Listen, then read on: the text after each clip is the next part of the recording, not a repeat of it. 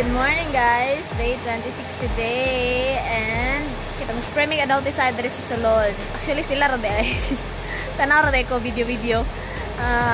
Spray mig adulticide diri sa salon kasi doon sa harap meron kami nakitang mga langaw. Konti lang naman. Mabibilang lang. Charot. Tapos, ano pa ba? Tingnan nyo, effective talaga yung spray na ginagamit namin. May mga umangat agad na langaw guys. Bagong dikit lang pa tingnan. And, ito. Bagong dikit lang yan. Kagabi pala guys, napunasan ko ulit ng pandikit yung mga mga string, ay mga straw. Kasi spray sila ngayon. Since, di ba kita nyo naman, puro na puti yung puro na puti ng balahibo ng manok. Ganyan dyan sa taso.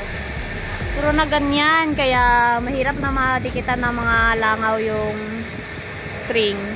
Kaya naman, pinapunasan ko ulit ng pandikit. Ito dito sa gitna, tsaka doon lang sa harap. Kasi, yung sa likod kasi guys, di naman malangaw doon sa likod kasi. Walang doon sa likod.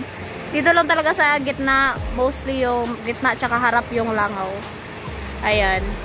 So ngayon, meron na kaming 8 fans na continuous. Tapos, umandar na din one time yung cooling. Nakakalabas din, charot. Nagtimbang pala kami kahapon. And guess what? Kumabol sila sa timbang ng last grow. In fact, ano pa sila ng 1 gram? Almost 2 grams. Very good. Good job, self. Good job. Very good. All thanks to God. Madami lang ako ngayon sa labas, oh. Dito sa labas, hindi sa loob ha. Sa labas.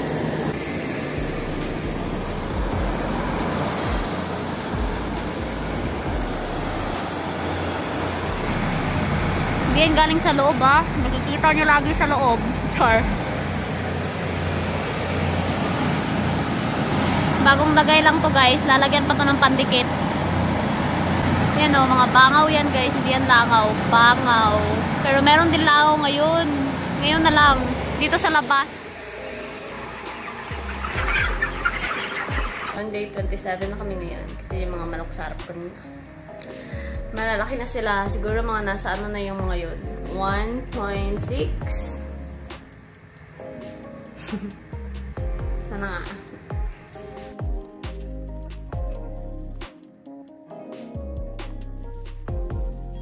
9 AM na, and then umandar na yung cooling. Kita nyo?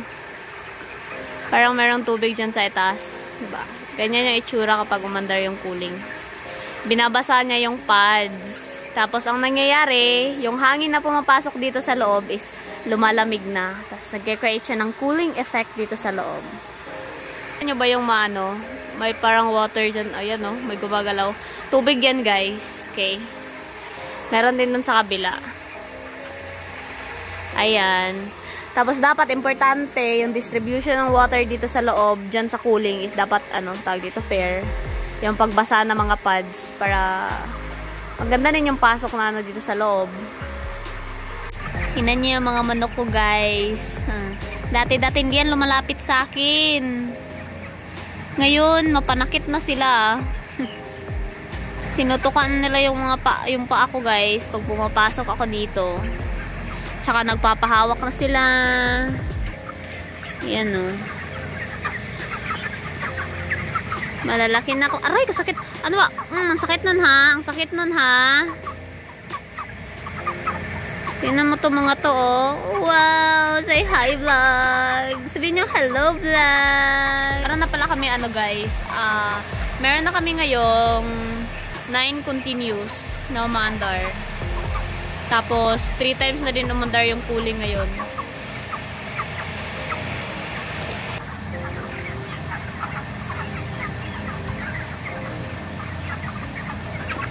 Malaki na din yung sick pen namin guys. Ay, hindi naman siya ganun kalaki. Nag-spray din pala ulit kami kanina dito ng adulticide. Sa harap. Today is day 28. 2 more days and we're going to harvest.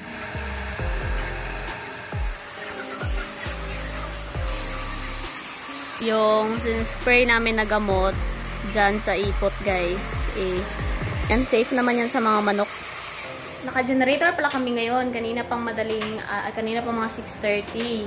Kasi nagtitrip yung kuryente, mahina yung voltage ng kuryente. So, kaya nag-switch kami to generator. So, now, 9:30 na. Switch na namin to. So, balik kami ulit sa Meralco. So, i-off ko muna tong mga fans bago kami off ko muna tong mga fans bago mag-switch to Meralco pa. Off yung mga fans, mga ilaw. Kuya! Sige! Okay na! Aray! So, dapat merong naka-assign doon sa generator. Meron dito sa control. Ayan, pag nabalik na sa Meralco guys, tas unti-unti naman maglagay ng hangin, unti-unti magpailaw ng mga ilaw sa loob. Ganyan yung ginagawa namin to. Pag walang kuryente, tas kailangan mag-switch to generator.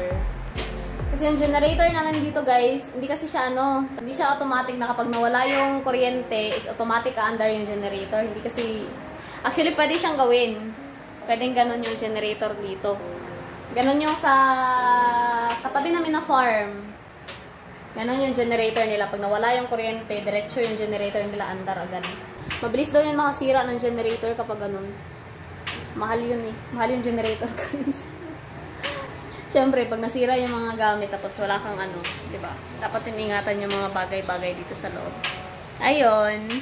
So, na kami ngayon. Naka-Meralco na kami ngayon. And thankfully, okay naman na yung voltage. Hopefully, magtuloy-tuloy na to. Nung isang araw, ganito din eh. Day 25 ba yun? Ganito din nung day 25 ata yun. Ayan.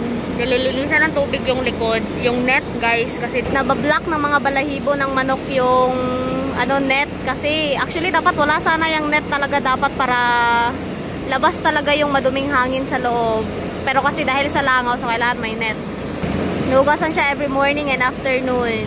So, nagpa-inspect na rin kami ngayon sa Mendro, guys. Since kailangan nilang mag-inspect before mag-harvest. Chine-check nila kung malangaw ba kami. Okay, so, naka 9 fans pala kami kanina. Kanina pa lang umaga, mainit. Tapos ngayong hapon, biglang ulan. Ngayon, malamig dito sa loob. Pero kinakaya ng mga manok. Malaki na yung mga manok namin. Oh my gosh. I'm so happy. Biglang silang mamaki. Tingnan nyo. Kalain nyo yan. Oh, thank you, Lord.